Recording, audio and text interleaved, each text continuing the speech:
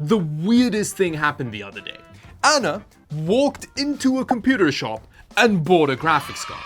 She didn't even have to queue for Beats for 3 months or anything. And that isn't even the craziest part about it, because this graphics card cost basically MSRP.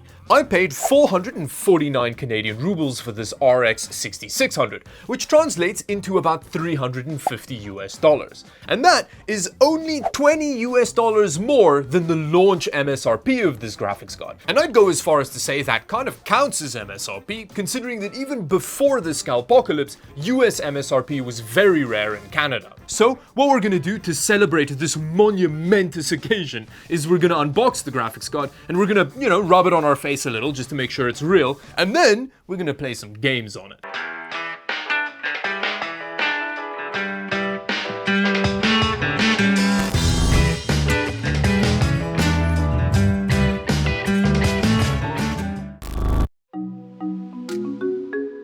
Ah yes, a Gigabyte Eagle card. This is like the 8th one I've had a look at recently, and it's starting to feel like they're stalking me. Although, this one did seem to have the best cooler for the money, so I grabbed it. Oh, the box has been a bit savaged, but that's okay. That is actually a lot of thick foam, and under that, we have a graphics card that we just bought in a shop. I didn't even have to do anything dodgy in an alley for it.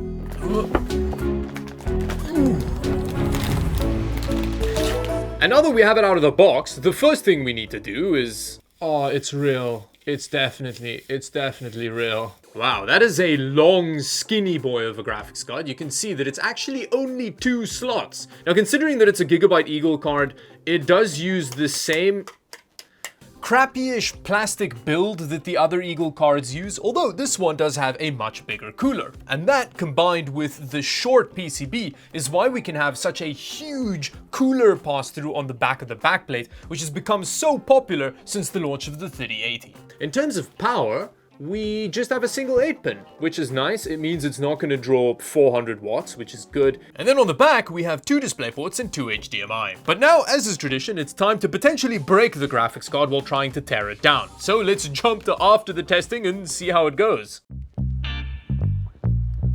Alright, let's crack into this basically MSRP RX 6600.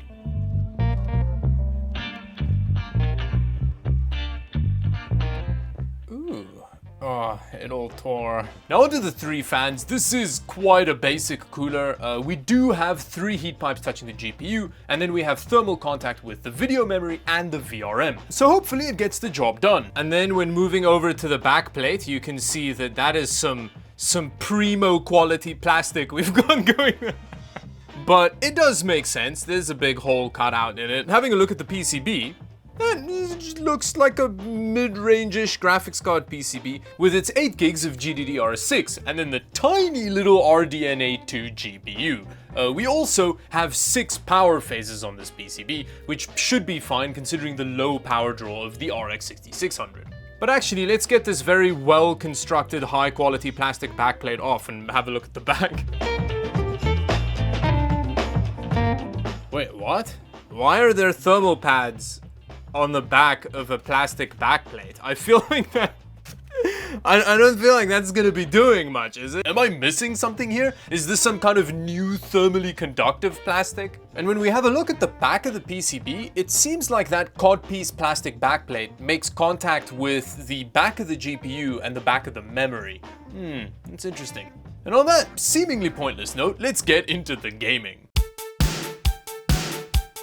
Okay, as is tradition, we're starting with Cash Grab the game. I am curious to see if we're gonna get stutters with this configuration though.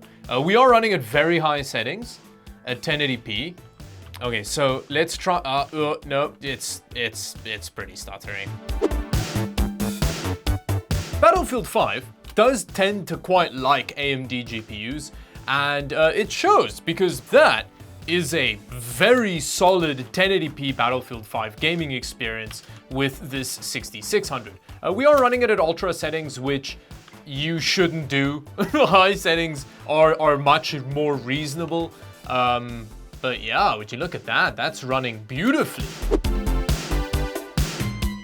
Whoa, that's good. 1080p high, and we're just solidly above 60 frames per second. Which for a game like this, which is more visual safari than it is competitive FPS, I think that is a perfectly good range to be in.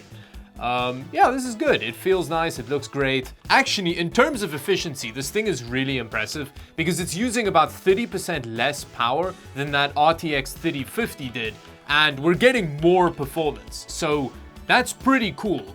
AMD is definitely going in the right direction in terms of efficiency, as opposed to Nvidia very much going in the wrong direction. But with that, before we compare this graphics card to something, let's just have a quick look at some benchmarks as a baseline.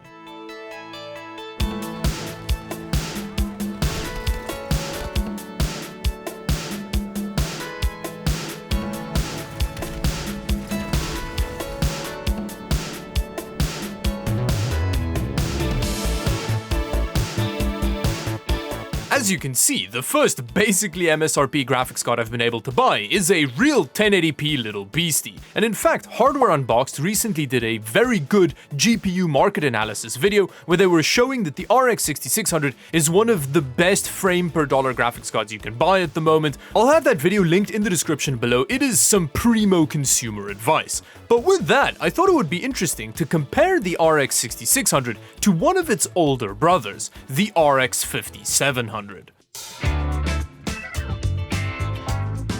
Okay, so with the 5700, we seem to be getting a slightly higher average than we got with the 6600. But in all fairness, the RX 5700, the older graphics card, is drawing more power to get this performance at 130 watts.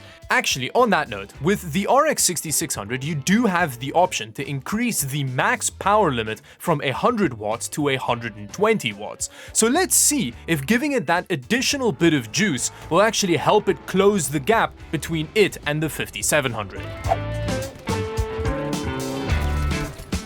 Oh wow, okay, that didn't make too much of a difference. But with that, let's see how the 5700 handles a more demanding game. Okay, damn. So Cyberpunk also seems to be running just a hair better than the 6600. Functionally, both GPUs offer about the same gaming performance. Like, this feels good, and I think in a blind test you probably wouldn't be able to tell. But let's be more specific here. Let's have a look at the benchmarks and see how they compare.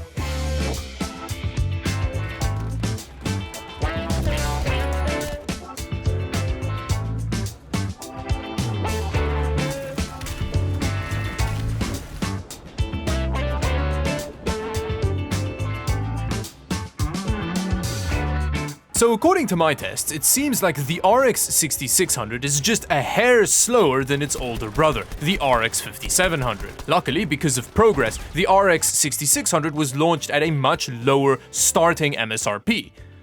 That happened, right? That's the RX 6600, it's cheaper now, right?